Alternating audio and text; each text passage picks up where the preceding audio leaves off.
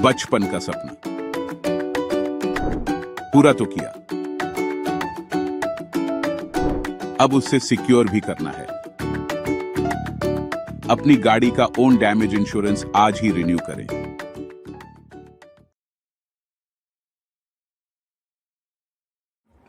Good morning प्यारे साथियों, तो कैसे हैं? उम्मीद करते हैं कि आप अच्छे हो। आपका प्यारा सा YouTube channel easy target online में स्वागत है।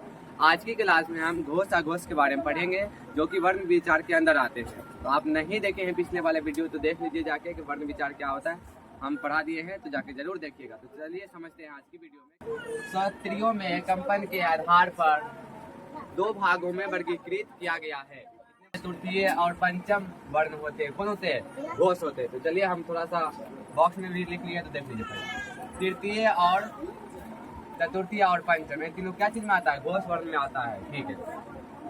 अब दूसरा बाकी बचे हुए शब्द कुछ चले आते हैं अंगवश वर्ण में, जो जैसे कि जो, रो, लो, बो। ठीक है। तो चलिए आप दूसरा प्रकार पढ़ेंगे। दूसरा प्रकार है प्रत्येक वर्ग का प्रथम और द्वितीय वर्ग अघोष वर्ग में आते हैं। चलिए देखिए, प्रथम और द्वितीय तो देख लीजिए एक क्या चीज में आता है? अघोष वर्ग में आते हैं। चलिए, और बाकी बचे हुए शब्द कालम स्व, मूर्धन स्व, धन स्व और उस व्यंजन में आ जाते हैं। चलिए पहला टॉपिक है लिपि क्या है। तो चलिए लिपि के बारे में पढ़ेंगे। लिपि भाषा ध्वनि को लिखकर प्रकट करने के संबंध में भाषा ध्वनि को लिखकर प्रकट करने के संबंध में निश्चित किए गए संकेतों या चिन्हों को लिपि कहते हैं। ठीक है। पहला लिपि हिंदी लिपि, हिंदी, संस्कृत, मराठी, नेपाली, देवनागरी लिपि। ठीक है। और दूसरा में है पंजाबी। पंजाबी कौन सा लिपि होता है बाबू? पंजाबी होता है गुरुमुखी। क्या होता है? गुरुमुखी। पंजाबी शब्द जो लिखे जाते हैं ना, गुरुमुखी लिपि में लिखे जाते हैं। ठीक है। कौन सा लिपि में लिखी जाती है? गुरुमुखी लिपि में। नहीं, हाँ। अब है अंग्रेजी। अंग्रेजी लिपि की बात करें तो अंग्रेजी कौन सा लिपि में लिखा जाता है? रोमन में। ओके, रोमन में लिखे जाते हैं। तीसरा उर्दू। उर्दू काश्मीरी, ये कौन सा लिपि में लिखा जाता है? फारसी लिपि में। नहीं, उम्मीद करते हैं कि आप समझ रहे हैं। ठीक है। तो पहले देखिएगा, फिर से रिवाइज कीजिए। क्या पहले हम लिपि के बारे में पढ़े। लिपि है क्या? लिपि भाषा ध्वनियों को लिखकर प्रकट करने के संबंध में निश्चित किए गए संकेतों या चिन्हों को लिपि कहते हैं। ठीक है। फर्स्ट में हिंदी लिपि, हिंदी, संस्कृत, मराठी, नेपाली, देवनागरी। ठीक है, ये सब एक ही लिपि है। पहला है पंजाबी। पंजाबी कौन सा लिपि में लिखी जाता है? गुरुमुखी लिपि में लिखे जाते हैं। और दूसरा है अंग्रेजी। अंग्रेजी कौन सा लिपि में लिखा जाता है? रोमन लिपि में लिखा जाता है।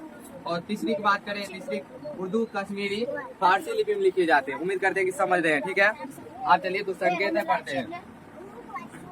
संसार के अधिकतर लिपियां बाएं से दाएं लिखी जाती है। जो संसार में पूरे जो उपस्थित है ना, अधिकतर लिपियां बाएं से दाएं लिखी जाती है। किधर?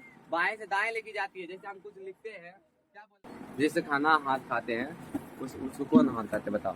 दाहिना हाथ, दाया दाया। बामा हाथ किसको कहते हैं? जिससे हम खाना खाते हैं उसको क्या बोलता है? दाया। और जिसे खाना नहीं खाता है उसे बामा बोलते हैं। बाएं से दाएं लिखी जाती है। दाहिना हाथ, ये बायां हाथ। ठीक है। देखिए, संसार के अधिकतर लिपियां बाएं से दाएं लिखी जाती है। बाएं से दाएं लिखी जाती है। बायां हाथ कौन है हमारा? ये, जिससे हम खाना नहीं खाते। अरे कत्ते होता है, बमलेटरी वाला भी होता है, उसका बात नहीं करेंगे। ठीक है। बाएं से दाएं लिखी जाती है। जैसे कुछ हम आपको लिख के दिखा रहे हैं। जैसे हम इंग्लिश में लिखेंगे, हैप्पी लिखते हैं, HAPP हुआ हैप्पी। तो किधर से लिखे बताइए? बायां से दाएं लिखे। कुछ हिंदी में अगर जाकर कमले लिखते हैं, कोमल कमल, तो किधर से लिखे बताइए? बाएं से दाएं लिखिए। और भी कुछ शब्द लिखते चलिए। संसार लिख के दिखाते हैं। संसार तो बाएं से दाएं लिखी जाती है। ठीक है, समझ गए ना? संसार के अधिकतर मतलब ज्यादातर लिपियां दाएं से बाएं लिखी जाती है। चलिए दूसरा है फारसी लिपि। फारसी लिपि दाएं से बाएं लिखी जाती है। फारसी लिपि किधर से किधर लिखा जाता है बताओ? दाएं से बाएं लिखी जाती है। अब तीसरा नंबर में है चीनी। चीनी जापानी भाषा है, कौन सी लिपि में लिखी जाती है और कैसे लिखी जाती है? ऊपर या नीचे कैसे लिखा जाता है? देखिए, चीनी जापानी भाषा है लिपि ऊपर से नीचे लिखी जाती है। किधर लिखी जाती है? ऊपर से नीचे लिखी जाती है। इसीलिए हम लोग का समझ में जल्दी चीनी भाषा है समझ में नहीं आता है, जापानी भाषा हमको समझ में नहीं आता है जल्दी। तो चलिए, उम्मीद करते हैं कि समझ गए होंगे। तो तब तक के लिए धन्यवाद।